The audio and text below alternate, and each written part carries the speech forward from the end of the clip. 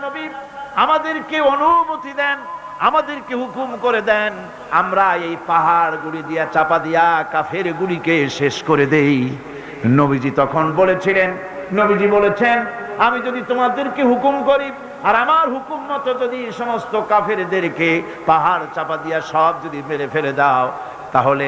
একটা কাফের যদি না বাঁচে কার কানে পৌঁছাবো? লা ইলাহা ইল্লাল্লাহু মুহাম্মাদুর রাসূলুল্লাহ। নবীজি গায়ের রক্ত মুছে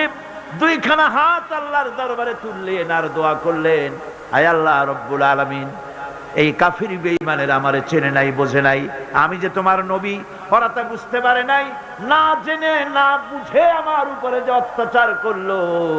আয় আল্লাহ তুমি যেন রাগ করে এই কাফেরদের পরে তুমি যেন